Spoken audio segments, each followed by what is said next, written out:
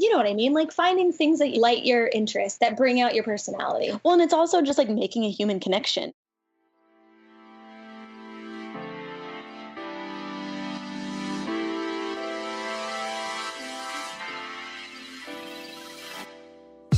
What's going on? You're listening to episode 71 of the Perspective Podcast, and I'm your host, Scotty.D.Russell of Perspective Collective. This show is about carving out time to build something for yourself. I want to share what is and isn't working for me, along with sharing my guest point of view. This platform also allows me to cast the spotlight on those creating big waves in the community through interviews and a weekly dose of inspiration in the outro. All right. So you and I live in a world where so many people expect a handout with minimal effort required, while others believe everyone else is catching a break while they constantly get dealt the short end of the stick. Sometimes you gotta take the shit in stride and make something happen in your life. Sometimes you gotta get uncomfortable and hire yourself. Today's guests did just that and have a reputation of being badass humans who make their own opportunities through self-initiated side projects. I'm talking about Áine and Jen Hood of Hoodzpah Design, a branding agency with Moxie. They went from working at a coupon clipper to slaying work for some of the biggest names we interact with on the daily, like Google, Disney, Facebook, Vox Media, and Target. I mean, maybe you've heard of some of these. I don't know. I don't want to assume. But I was lucky enough to meet them at Circles Conference last September, and their big personalities complement their big work. In today's episode, they serve up a heaping buffet of advice ranging from establishing an online presence and projecting the type of work you want, saying yes and forcing yourself to get uncomfortable, creating several streams of income because we know that's important, how to communicate the value in what you do, and a shit ton of other gold. They will be a keynote speaker at Creative South in a few weeks, so snag your tickets ASAP at creativesouth.com. I'll also be there teaching a workshop, but you know that already. They also have a new book dropping soon called Freelance and Business and Stuff, a guide for creatives that will help you elevate your freelance game. So sign up on their homepage of hoodzpahdesign.com to join their newsletter so you can be the first to get updated when it drops. Stay tuned to the end of this episode because Áine and Jed were so generous and gave the listeners a promo code to get a hefty discount off their shop, so stick to the end. You can find the show notes to this episode at perspective-collective.com/71, just stockpiled of all their dope work.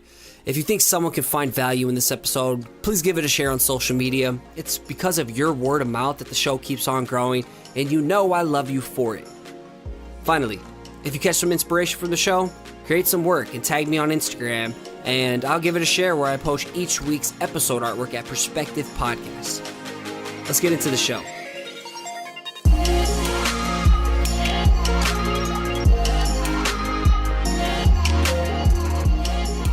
What's going on, everyone? We got Áine and Jen Hood of Hoodzpah Design Co. here with us today. Ladies, how are you doing? Thank you so much for taking the time to join me today. Mahalo. Mahalo, yes. Yes. When you said thank you, it's aloha. I know. Well, he said thank you for being here. I said thank you. Okay, so sorry. Speaking of that, so you just got back from Hawaii and you're taking the time to join us after, was it an AIGA talk? It was AAF and AIGA. So we did AAF, the American Ad Federation. Okay. I judged their Addies show, which they call the Pele Awards. They're so original. They don't do anything like anybody else does. So they call it the Pele Awards.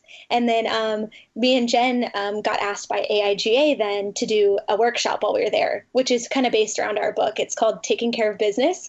And it's just kind of like a deep dive 4-hour intensive, exhaustive, like get your shit together kind of workshop. And we'll briefly get to like go freelancing. over that right in a little bit too. So Yeah. Perfect. Sorry, what were you saying, Jen? Cut you off. Oh, it was all about like freelancing and, running your own side hustle. And you drank copious amount of coconuts and liquor, right? Oh man, The coconuts were usually filled with Mai Tais or pina coladas or some sort. Yeah, it wasn't necessarily coconut water. Yeah, there was a lot of pretty much, because those judging things, it sounds great, like going to judge for like 2 days and you get to stay 2 days after, but you're basically just stuck in a room of fluorescent lights for like, 8 to 9 hours a day, and it's like the most laborious work because you're like judging these people's like heart and soul and hard work. And were you just a savage and ripped them apart? Please tell me. Oh yes. man, it was so funny because like it was me and 2 other girls, women, Roz Romney, who's an art director in San Francisco, and then Jen Mayer, who works at IDEO in San Francisco. And they both have this like San Francisco, like more like Northern California, San Francisco city kind of an aesthetic. And then I'm like this Southern California, completely different, aesthetic. So it was kind of funny us all fighting about who should go on and, who was worthy of the gold, But we were pretty ruthless, I got to say. And Good. even, the people who are in the room are people who have submitted, and we don't know what they've submitted. And Jen and Roz were just like tearing people apart. It would be the middle of the film or something, and they'd be like, nope, sucks, sorry. Oh, damn. What would be that professional chef do? That Gordon Ramsay? They went Gordon Ramsay on it? Was. And I'd be like whoever this buffer is, like, I don't watch those shows, but I'd be like, it's not that bad. It's pretty, like, I get what they were going for, and the demographic is like locals, and it was so funny. But it was really fun, and I loved like hearing their take on it because they're more in the advertising world. So, and I was the design side. So it's that kind of thing is always so interesting, just realizing how many perspectives there are in a creative field. For sure. Well, for those who don't know about you, which is crazy, please give a quick, brief summary about yourselves and, what does Hoodzpah mean and where it comes from the millionth time? Yeah, if you're not woke to Hoodzpah, I don't even know if you deserve woke. to know. No. Oh my gosh, but we did go to, when we were in Honolulu, nobody like had any inkling of what that word meant. But so Hoodzpah, when we grew up in Syracuse, New York, upstate New York, there was a really big Jewish population, and we just thought that like Yiddish terms were used like universally, like everybody knows what these words were, and they had just been assimilated into our common vernacular, kind of like rendezvous or words like that, but apparently not. But Hoodzpah is a Yiddish term, and it means like someone with moxie, someone who's like bold and brazen and unafraid, and they just do like what they're compelled to do. Some people say it means like that guy's got balls, or that lady's got boobs, or whatever, but it's just like, yeah. Are the boobs a power source of a woman? A power source as well. Oh, of course. I think it would be like the ovaries. But you can't say that to like a dude, man. That dude's got boobs. Well, you can say that dude's got ovaries. He's got powerful ovaries. We should make that a thing. Why is it always men that get the thing? Let's say that. If the future is female, then that guy's got balls should now be that. That's guy's a new got odds ovaries. and sods patch or pin or something right there. That'd be dope. Shoot, Scott. We got to give you like 50-50 split on that because that's a good idea. One boob part of it. One boob. Okay. Anyway, can you tell a brief summary, kind of like your background? Because I know you grew up in Kentucky for a little bit, came back to California. So, just kind of how all that worked out. Yeah. Quick lineage is we were born in California, Huntington Beach, California, moved to Wisconsin for a hot second. Then we were in Syracuse, New York for like 7 years, grew up there and had like an amazing childhood. And then we ended up moving in with my grandma in Kentucky when our grandfather died to kind of help her on her farm. And it really was like a Brad Paisley music video, just like riding tractors and like all that kind of stuff and barn parties. And then, we ended up moving back out here to California, just, because we wanted to do art, we wanted to do design, and there wasn't that much opportunity for that in Kentucky at the time. And then, we ended up back here. And, as most people do, we started out, or most designers do, you kind of start out in art sometimes. And then, like we were talking earlier, you realize that you're not going to make any money and nobody wants to buy your crappy art. So I took a design class, and then, this guy that was just coming into my coffee shop that I was working at just offered me an internship. And he was like, yeah, we'll pay you and we'll teach you how to use the programs. And it was just like this win-win-win scenario. And so he gave me and Jen our opportunity, and we just jumped at it. We dropped out of community college and we learned on the job. I think that's great then. Most of us don't vomit great design in the beginning, especially me. It was garbage. And a lot of people in my audience want to know the backstory, some of the shitty jobs you had, because obviously you just kick out amazing work to these days. But what were some of the grunt jobs that you had along the way, and maybe some things that you learned from each one of those that shows up in the work you do today? Like me, I was bagging groceries at a local Hy-Vee. If you've heard of those, you're from Wisconsin, or you stayed in Wisconsin, but the customer relationships and, you know, working with people was huge in what I do today. So, I mean, little things like that, but it was a shitty job. Isn't that funny? I know. I love that. That's why true Hollywood stories are like so interesting, because you get to hear like all the shit that people had to go through to become these awesome people. And that's the interesting part, is like, you know, the turmoil of the tough jobs. And yeah, when we started, we used to work at this like crappy coupon clipper magazine. That was the internship that we got. And when the guy hired us, he basically said, he was like, "Oh yeah, you guys want to work in a magazine?" And then it turned out it was a coupon clipper, and not even a coupon clipper. It was like a knockoff of a coupon clipper. So just, we were making ads for like local golf courses and like Botox and like all those Orange County things that are so distinctly Orange County. And it was not glamorous at all. But we learned so much, because, you know, you're learning about how to meet deadlines really fast. The press deadline is insane. Mm-hmm. And oh man, it's unreal. And then we learned about text hierarchy. Like, I think everyone should have to have some sort of an editorial layout job. It's just so helpful. Even if you're going to do web, like, it's so helpful just knowing text hierarchy and layout skills. My first job was car ads. You know, it was my first design job. Yeah. So having to use impact for titles and starburst everywhere. It was great. Totally. That was us. Starburst on everything. Yep. Everything was like bright yellow, bright red, sale. But you know what? You do learn a lot. And honestly, you learn what works, because if your client's not seeing that ROI on their ad, their return on investment, then you're switching it up every month. And that's, you know, so you do learn a lot from those crappy jobs if you just like take the time to kind of be reflective. That's the whole point, right? It doesn't have to be your dream job, but you have to be reflective on what's going on. Well, and I know you both shared in a blog post. I believe I got it linked up in the show notes. I'll plug that later. But you shared something about how people wouldn't hire you without a degree. And so you made your own opportunities by hiring yourself. And I love that. Tony from Industry Print Shop was on here, and he's talking about like opportunities weren't there. So I built a door for, you know, opportunities to knock. And I thought that was really cool how you guys kind of said it too. So, you know, how important has it been for you to be proactive and not expect things to be delivered to you like a fresh and hot piping pizza to your front door? You know, what are some of the things you've had to do to, you know, make opportunities come for yourself? Right. I mean, that is like such a common thread with all entrepreneurs, is if there's not an opportunity, that they're going to make their own. And that's like the difference between, you know, somebody that wants to work for somebody else, which there's nothing wrong with that. But if you want to work for yourself, you have to make your own opportunities. And it's usually just, I think for us, it was just saying yes to a lot of things, to figure out what we were good at and to just get work, you know? And then, I mean, like when the magazine that we were working at, it just went under, and it wasn't glamorous how we started Hoodzpah. It was just that like no one would hire us and we just had to. But after that, we reached out to everybody, and we were shameless, and you have to be. Like, we would post everywhere. We were all over Instagram, all over Facebook, just like telling everyone like, hey, we're here, we're taking on work, and we're pretty good at it too, you know, posting work. And you kind of have to have an ego, and you can't be ashamed to share. And I feel like it feels so gross at first, right? Like when you're like promoting yourself, or it does, right? Like, as a creative, we're more salesmen. If anything, we're selling ourselves, you know, right? Always. Everything you do in life, you're selling yourself to someone, or you're performing in whatever you do. For sure. Oh, you are. And I think that's what makes a great freelancer, is that you understand that you have to sell it. After your coupon clipper side job, or whatever your full-time job, how did you end up starting Hoodzpah from there? How did you attract projects and everything going on there, attracting work essentially?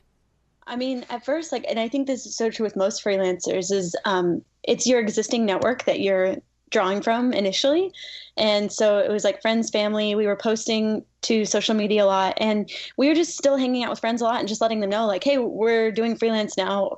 And I think at the beginning, we didn't even know that's what it was called. We were just saying, hey, like, we're doing our own design stuff, and like, if you need help, we'd love to help. We're just trying to like start up this business, and we have a bunch of time. So like old friends from high school who had gone on to work for places, and people even that we had met at the OC Gazette, which was our first job at that coupon clipper, and even people that I had met at a second job I had in between Hoodzpah and OC Gazette. Like I had been doing ad design for them, and a lot of those people helped hook me in with people who needed projects. And so it was really cool. We just had to like let people know what we were doing.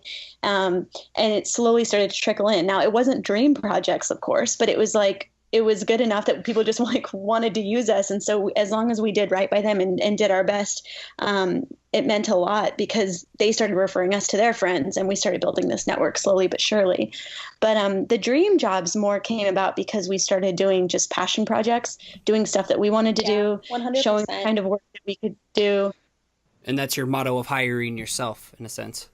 Oh, yeah, for sure. Totally. Yeah. Like when people like when we got the Target jobs, the inspiration that they showed us for why they wanted to work with us, you know, like they'll give you like a brief and then they'll say like, this is the kind of work that we like that you're doing. It was all of our self-initiated posters, like literally every single one of them.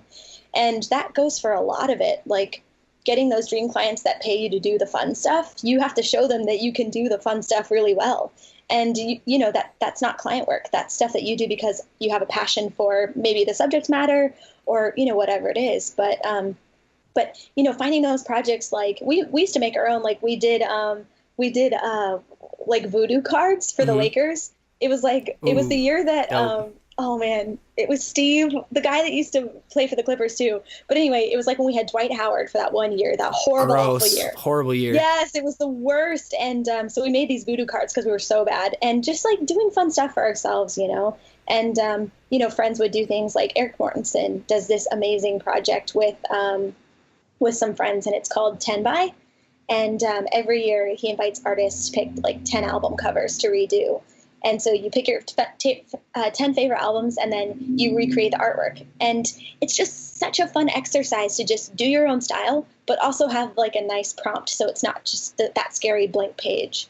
And, you know, finding those projects for yourself is so, so important, especially if you want to hone in your style and like figure out what your personal style is. So are they finding these projects through like your Instagram and social media? You're not building case studies on your own personal projects, you know, like you do with some of your big client works. You're not doing that, are you? They're just literally scavenging, like these big time agencies and stuff are scavenging social media looking for the things that pop. Oh yeah, and I mean, a lot of especially it was Dribble. Yeah, it was Dribble. Yeah, Dribble is like. Yeah, like I was telling someone the other day that I have Google Analytics, the little code. If you have a pro account on Dribble, you can put in your Google Analytics code and it'll track how many like views you're getting on your Dribble account. And so it ties in with also our actual Hoodzpah website. And 90% of the traffic we get is from Dribble. And then the other 10% is people actually going to our website. Till this day still? Which just goes to show that, and the great thing is like people coming to our website are only coming there if they know who we are already. And let's be real, like not everyone knows who we are. Like in the designer scene, we might all look to each other and we know who we are in that world. But when it comes to clients who are working at bigger companies, they might not know to look for us. But if they're on Dribble and they're searching like, you know, for a certain like topic or style, they're more likely to stumble upon us there than just searching on the web because, you know, we're just never going to rank at the top if we're not paying for that kind of search engine optimization. But yeah, Dribble's been amazing for us. And the cool thing is that art directors at really great agencies are scouring there for great talent that they can use as subcontractors for these projects. And it's really awesome to work with agencies who already have amazing clients and amazing budgets, and they're doing a lot of the client liaison work, and it takes all that stress off of you, but you still get these great projects. So it's a dream scenario. Hey, that's good news for me because I let my Dribble just kind of go quiet because I just thought Dribble was just a graveyard. Yeah, I've always gotten most of my work through like Instagram. I'm changing. I save out everything optimized for Dribble posts, and I just never even post them. So all right, thanks for the kick in the ass to do that. Well, and the cool thing about Dribble is like I realize that a lot of people it stresses them out doing a website. Like they're like, oh, I just keep like my website's in construction, blah blah blah, and they never get it up because there's too much pressure there. But there's really no excuse not to have some online presence. And Dribble or Behance make it so easy because you don't have to do a case study. You don't have to pick a theme. There's just like a very simple way that you upload your work, and you can tell a little bit about it, and that gives enough context, but it makes it really simple and easy to keep an online presence without all the work of a website.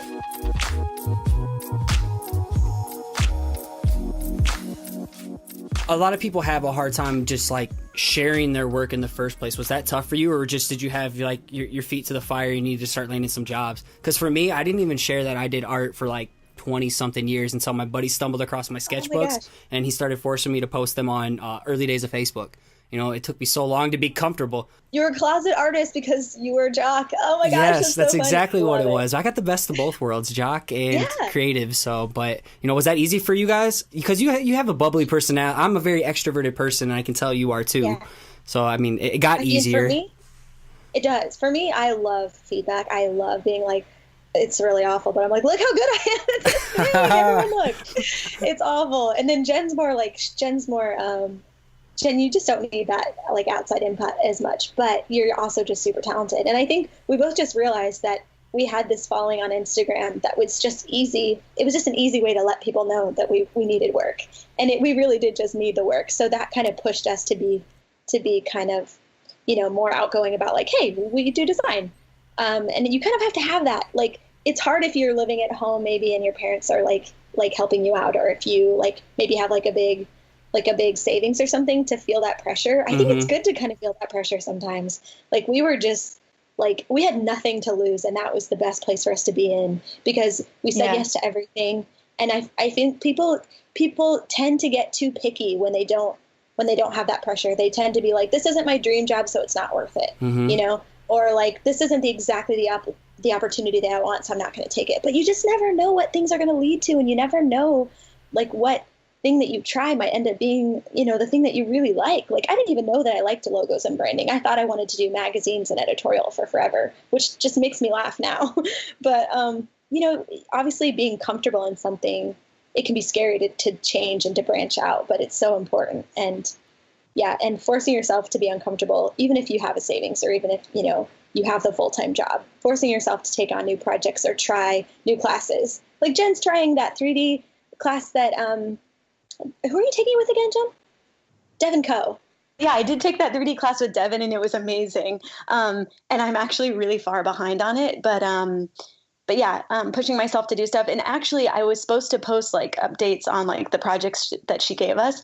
And because I didn't think that my work was good enough, like to be like, because people were posting and they were like amazing, and my stuff was like awful. And I didn't post, but it was so wrong of me, because the only way that you can get creative feedback and like critique and people actually helping you to become better is if you post your stuff. Like, I'll post a dribble sometimes and think I've just done the most amazing like logo design, and then someone will be like, oh, did you notice like the kerning's a bit weird here? Or have you ever thought about doing this or that? And it makes it like so much stronger. So I'm like chiding myself right now for not posting my work to that 3D class feed for help. Yeah, because my stuff was not good. You got to get your ego on.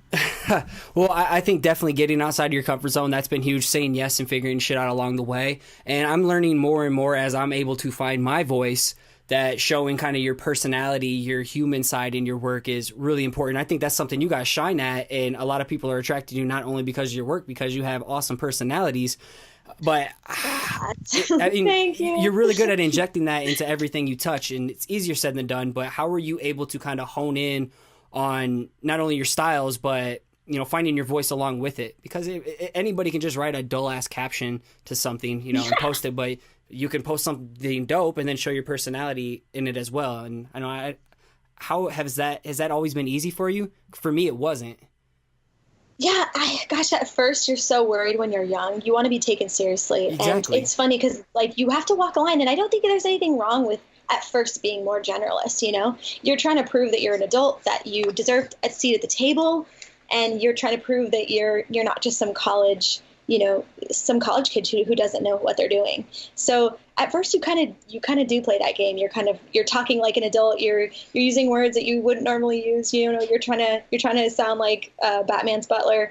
And that's exactly. I didn't even swear in my brand for like the first year because I was afraid to offend people. I gave a talk at Creative South and I wasn't even myself, and I hate that version of it. Isn't it funny? And same. We were the same. We were trying so hard to just prove that we were not just, I mean, we look like 18-year-old, like, you know, Southern California, like surfer kids or something, you know, like we're short, we're blonde, we laugh too much, we talk too fast. And it was really, we tried to change a lot of that at first just to get jobs and just to have a portfolio. And I don't think there's anything wrong with that at first. But then the minute you've got like enough of a portfolio to prove yourself, like just do you know. And for us, we realized that when we started sharing more of our personal life, like we love, just like California is like, we're so embedded in this kind of California culture that we love. And so just sharing, like, going to the beach and walking around the peninsula, and we love classic cars and motorcycles and things like that, and Lakers and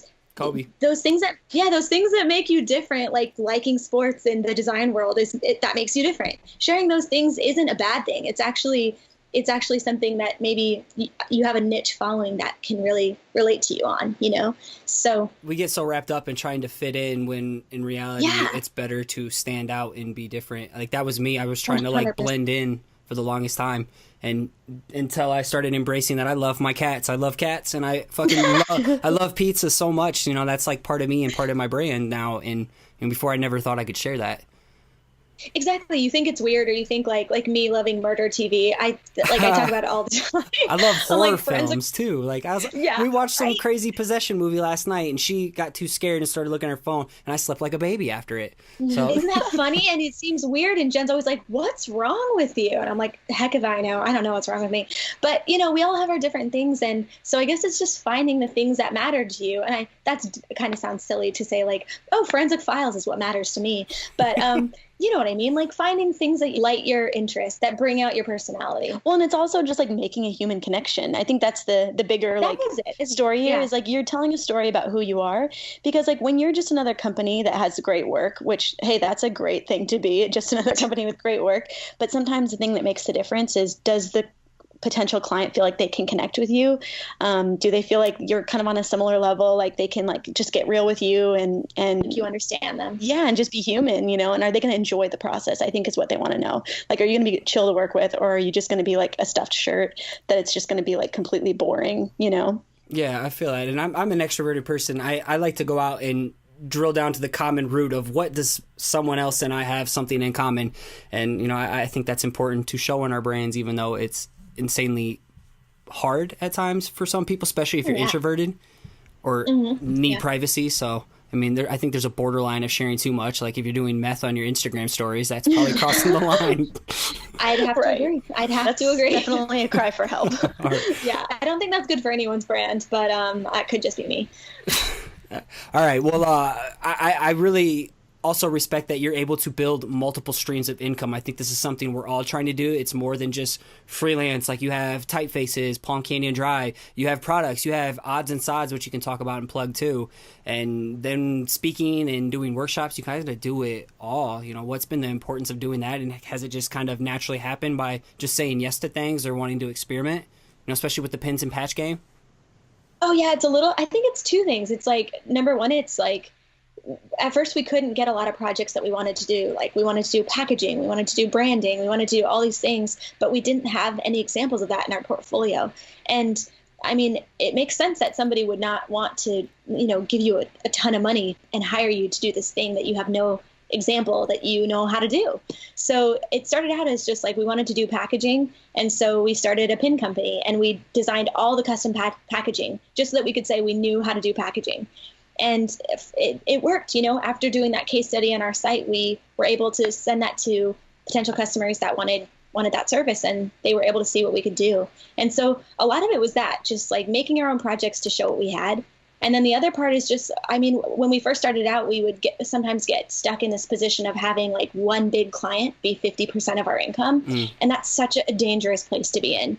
Like having income monogamy, whether you work a 9 to 5 and you have just like a full-time job, even that can be scary because you just never know what's going to happen. Like maybe the company is in financial, hardship and you don't know it and you're out of a job tomorrow and you have no backup plan, no freelance to get you through the next month of doing a job hunt, or maybe you just end up really unhappy and you don't have a portfolio at all of work outside of, the work that makes you really unhappy. That's a sucky place to be in. And so I think after the magazine went under kind of without us being prepared, and after just having a few clients drop out that were really big, we've always been really aware of keeping our income streams like very, very diverse. It's just a smart thing to do. And it's also just keeps it fun, like just doing one thing is going to burn you out. So having that diversity of how you're making your daily bread is really nice. It's like when you're being creative all day too, and your only source of income comes if you deliver constantly on like really creative, unique projects, it can be really draining too. So giving yourself a break where you're still, making money, but it's just an alternate, it's like challenging you in a different way is really cool. So we realized that we were giving away free consultations like constantly, which is cool. We love investing in our community, and like people have done that for us. So it was awesome.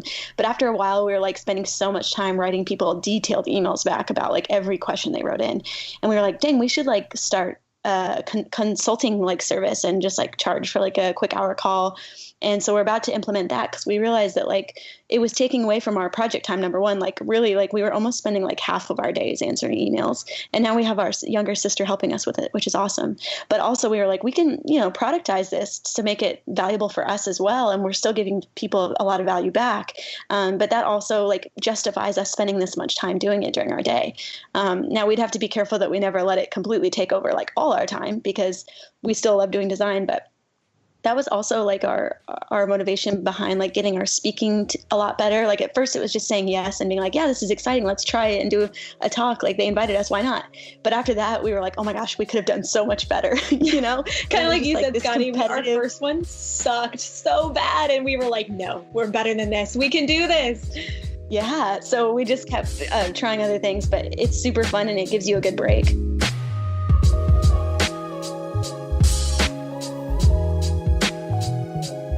Well, now you're kind of getting into building passive income with this new rad book. I'm stoked to talk about freelance and business and stuff, which is a guide for creatives.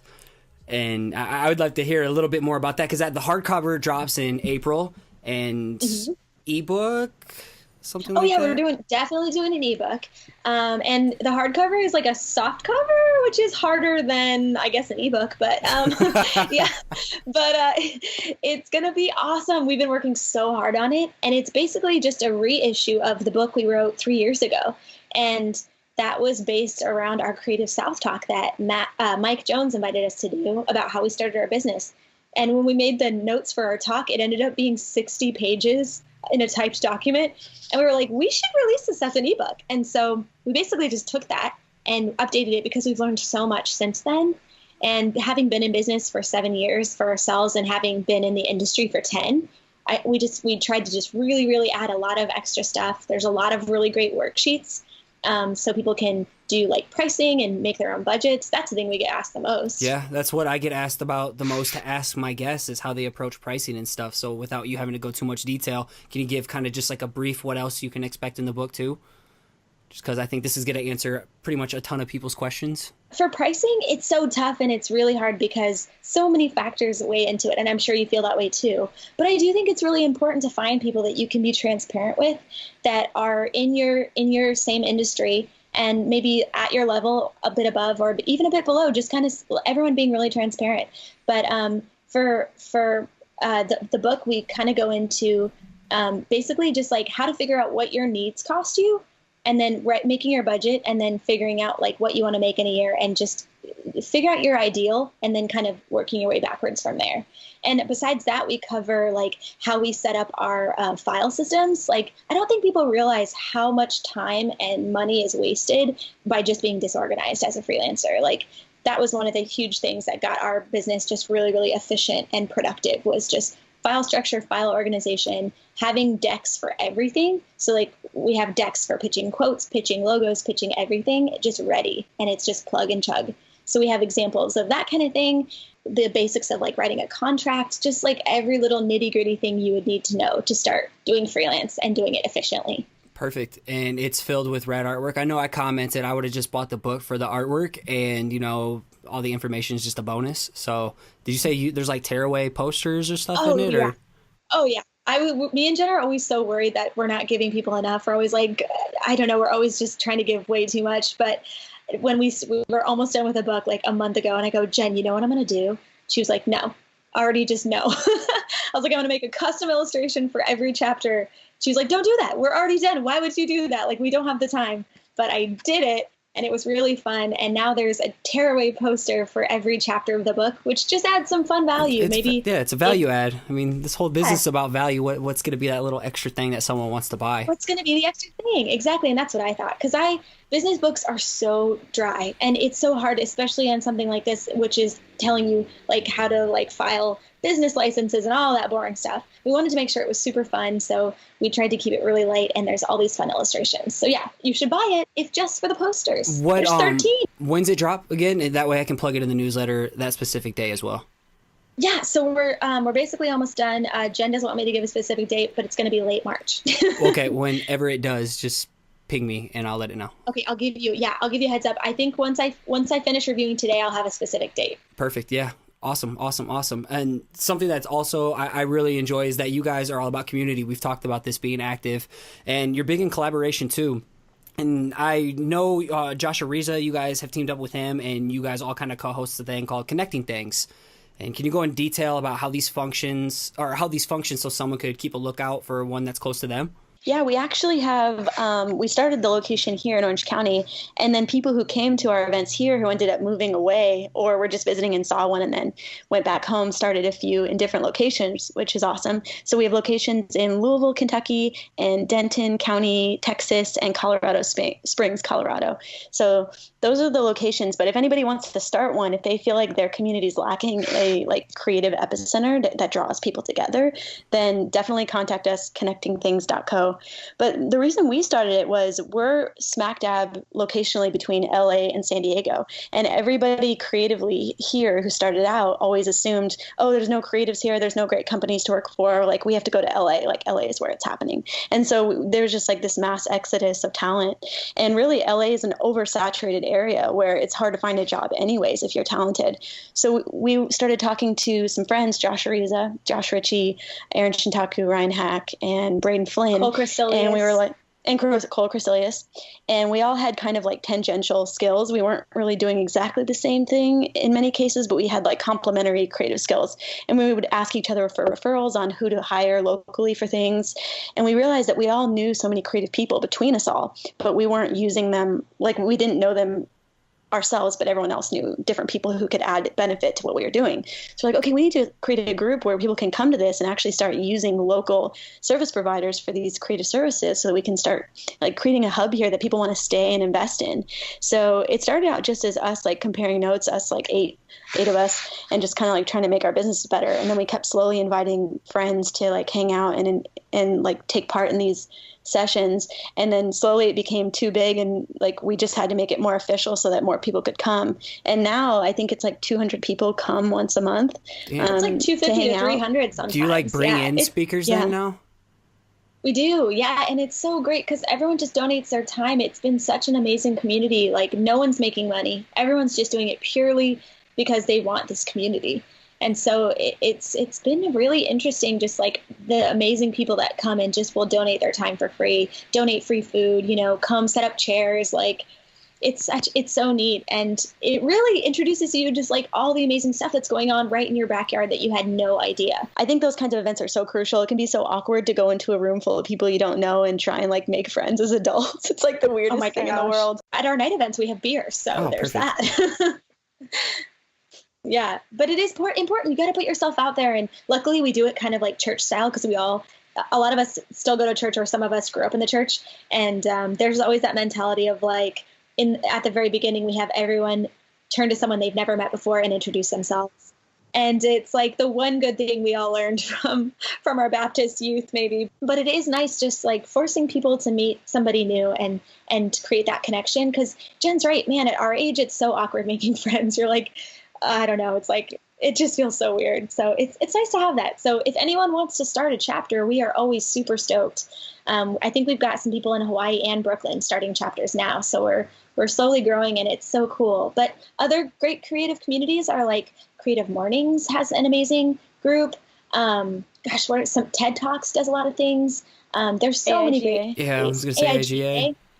Yeah, so there's probably something built in your community if you just look it up, and it's so worth attending. Yeah, see, there's nothing in my area. Like AIGA is like 2 hours away, and it's kind of lame in Des Moines. Oh, So like I've been really? hosting monthly drinking draws for like the last 2 years, which has been, so you can even start your own whatever it is too if you need to get connected. Exactly.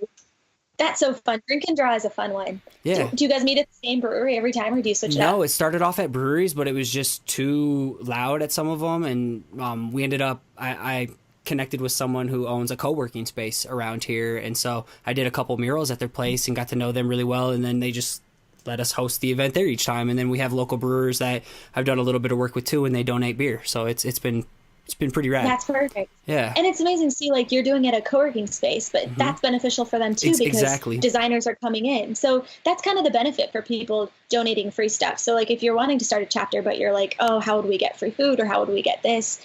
Like you'd be surprised at how much people want to invest in their community to build like a strong relationship with designers or creatives, whether they're a co-working space or like a restaurant that just wants like new clientele, so Definitely. It actually usually works out for everybody. So that's so cool. Yeah. Before we go into rapid fire questions, this is probably my favorite question, just getting the responses to this and the feedback I get from other people. This one hits home the most. So what's one piece of advice you'd give to a creative who struggles starting or sticking with it?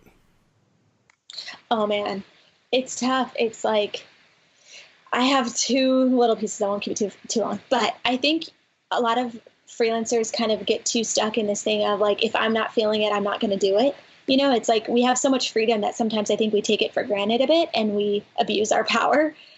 But I've realized that I just start making myself do it. And I definitely know what times I work best at. Like for me, if I'm having really struggling with like a project, I'll work on it on Sunday when I know no one's going to bug me with emails, no one's going to be in office, and I can just work on my own. And the other thing I make myself do is I won't let myself bash it before it's done. I was doing this illustration the other day of like this busy city street, and like I was probably an hour in and it looked terrible. And I was like, you know what? No, I can't judge it now. I just have to finish it, and then I can start tweaking and actually have a good viewpoint. But giving up in the middle is like the worst thing you can do. I used to do it all the time. I would just like throw it away. But I think you just have to sit down and make yourself do it. Put it in your schedule, Done better than perfect. Exactly. And that sounds bad, but I think it's really important. Yeah, for me, it would be two things. Like, so at first, like, if you're just trying to get recognized and noticed, step one is just like, you have to prove that you're there and that you can do the work. So just getting an online presence, whether it's Dribbble, Behance, or an actual website is great. And even if you have a website, get on Dribbble or Behance anyways, like I said, because it gives you a springboard for traffic that you otherwise would never get. So be on those kinds of things, number one, and post to social media. Like force yourself to post about your work or something work related or design related at least once a week. Now it sounds like cheesy and like, oh, it's just like baiting, my own like ego, but it's not. It's just reminding people that you're out there, that you're doing it, that you're passionate. It's showing them work. And it also kind of keeps you accountable to constantly creating work and honing your work into good little snapshots that you can get a read on what people like. I mean, if that's your target demographic that's following you, then they're going to give you a read on what they're willing to pay for, what they want to see more of. And it's like a great, user test group to constantly be like testing new ideas out on. So that's step number one. But once you've got yourself a presence and you can prove that like people are interested in what you're doing, I think like the next biggest task to learn is how to communicate value in what you do. So at that point, it's like learning how to talk about your design in a way that is like in terms that your client can understand. So not just saying it the way that you would say it, but like creating like pitch decks that give like context to why your work is important, giving context to success stories that have happened because of your work, giving context to how your process works so that people know, oh, wow, a lot of work goes into this that I didn't understand. Like walking people through that whole process and giving them kind of context and then giving them the quote so that they're like, oh my gosh, I now understand the incredible value in this project. And now this number doesn't seem so weird. Yeah, in our pitch decks, like we have examples of first round proofs so that they know like from other clients, and people love seeing that. Or like, look, we show you everything from the favicon to the icon to the word mark and the word mark with icon. We show them round one proofs from other clients. So they see just how extensive what we do is. And, we show them examples of previous work and all that, but we don't show them the number until the last page. We pitch it first, like really well, and then we tell them the number. Yeah. And like, if you can, especially if it's a client that you've never met before, you're pitching maybe a project that's a little bit higher dollar, go over the quote with them on the phone or in person if you can. That way you can pace them and actually like paint a picture of like what it's going to be like for them to work with you. And then at the end, if there's any way that you can communicate the value of the dollar amount in terms that they specifically understand for their industry, then that's even better. So it's like I had a friend who was doing a spot illustration for a hotel franchise, and he was going to be doing like one spot illustration, and he was only going to charge them $1,000, but they were only going to use it on social media for like a limited license. But they had 12 properties, and they were going to use it to promote these properties. And they were like, oh, that seems really high. And I told him to tell them, like, if you think about it, like, your rooms to rent are like $200 a night. You really only have to get 5 people to rent a room off of this social media campaign with this illustration to make it worth their while. And you have 20,000 people who follow you on Instagram. I think at least 5 people are going to see this illustration and probably book because of that. So kind of like leveraging their numbers and their, value points to help them understand why it's easy to recoup costs and that kind of thing. That's solid. Damn, that was good. That could have been just an episode right there. Bam. Pitch decks. All right. Bam. Hey, bring us back for pitch decks episode.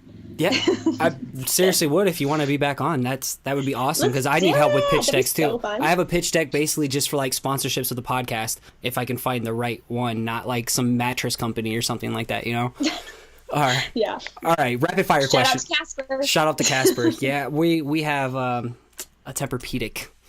Got that old man back. Anyway, rapid fire questions. If you were on death row, what would your last slice of pizza be? Oh man, I'm going Sicilian. So like prosciutto, all the meats, all the basil, all the deliciousness. Any more specific? I second that. Jen used to work at this California Pizza Kitchen, which is like, I know it's like the worst to pick a corporate chain, but it's delicious. Ah, perfect. That works. So good. I was employee of the year, man. I love that pizza. Oh, I shit. lived, eat, breathe. Like, I believed in that pizza. We can plug that image in the show notes if you got a photo of it. The award. Yeah, Jen, do you still have the award? I have to find it. I don't know where it is. That's hilarious. All right, script serif or sans serif? I've been into scripts, like designing wise, like what I like to make. I love the freedom of designing a script. I just think it's so fun. Amen. Oh, I'm so wishy-washy. It's like I could never pick one. I'm sorry. That's a terrible answer, but I just can't. I just love going on my fonts and just like browsing. Like when you go to the mall and you don't really know what you need. But if you went to the mall and you knew what you needed and looked for it, it would never be there. You have to go not knowing and just like see where the winds take you. All right. Well, what's your favorite typeface? Ooh, right now, something that I'm really liking that I'm working with a client we're using, it's called Canella. And it's like a serif font, but it's got this like tapered serif that's like not hard at all. It's just like kind of like undulating curves. It's like really awesome. I've been using Carnaby Street a lot, and I love it by Simon Walker. Yep, He's the best. And then I just love like pretty much every project I do. I'm always like, you know what this project needs? Beebus new or Steelfish. I always love those tall, narrow sans serif, like poster style fonts. Those are my favorite. I'm giving you the permission to plug your font right here, your typeface. Dang, I do love my own font. I use it all the time. Palm Canyon Drive. It's pretty legit. Ooh, when we were in Kentucky visiting our grandma, we saw that deep fried Twinkie like promotionals were using Palm Canyon Drive. Yeah. They were using my font. I made it. It was pretty cool. But you can buy it through Retro Supply Co. Dustin Lee is the one who hired me to make it. And it was so much fun. And yes, you can buy it through him. We made sure to plug it when I had him on the episode back in like November. So you got a little plug on that one too. All right. Real quick, how do you unplug from work to recharge the creative juices? Ooh, I mean, we're so lucky that we live in California and we live on the peninsula. So we're surrounded by water. And I just love going to take walks, going to the beach, going to grab a Balboa bar. Food is a big one. Food and walking. Oh, yeah. Food's a big one for me. And then also Skyrim. Skyrim, no shit. That was like the last video game I truly played. And I spent like a whole year playing that one. So Jen is deep in. She is deep in, spending lots of hours. It's basically a part-time job. That's awesome. I would have never guessed that. Okay, well, what's coming up that we should look forward to? Oh, man, we got so much fun stuff coming up. We're doing... there's this conference called Yellow Conference. Yeah. It's a women's conference. Yeah, and I've heard about it for years, and I've always wanted to go. And then we got this email. The girl who started it is actually from Orange County. And so she invited us to do the Fullerton event, which is the Orange County event. So we're doing that on April 7th. And then on April 11th, we're going to be in Charlotte. AIGA Charlotte invited us to come do a talk and a workshop. So if you wanted to take our Taking Care of Business workshop, like, and you're in that area, you could totally do it then. And then the next day we drive down to Georgia for Creative South, which we're super stoked on. And we're going to be so tired, but that's the night of the party. And I'm going to drink myself into being very sociable. All right. So I'll miss you at like the Wednesday dinner and the Thursday night and the Friday night. Your Saturday, you guys close down? We come in on the 12th. I think we come in on Friday. Okay. Word. Yeah. Word. Yeah. So we'll be there Friday, and we'll be there for the kickoff party, which I'm stoked on. Cool. And you have a book coming out, so you'll let me know the dates on that? Yeah, and if anybody wants to keep posted on the book or anything else, they should join our newsletter. We have a newsletter now on our website, so just scroll down to the bottom. It's our Hoodzpah newsletter, and we promise not to spam you, but we will send you fun stuff like when our book is out and free advice and stuff like that. Perfect. Well, where can people go to find you online? So we're at Hoodzpah Design. We got all the handles the same now. I finally got it. Yeah, I remember you saying that on other things I've listened to, that they're different everywhere, so... It was different, and so now it's all the same. Yes, win. So Hoodzpah Design, follow us. Jen's really funny. She mans the Hoodzpah account, and she does a killer job. And Odds and Sods, you guys kick out dope products as well, so there's that too. Yeah. If you're looking for posters, patches, pins, oddsandsods.co is our website, and our Instagram is oddsandsodsco. Awesome. Well, I want to thank you so much for joining me today. I know you've been traveling. Life has been hectic, catching up on emails. So me and the listeners really appreciate you dropping all this value for us today. And I can't wait to boogie at Creative South. Yes, let's party. Yes. Yes. All right. Have a good one. We'll keep in touch. Take it easy. Bye. Bye.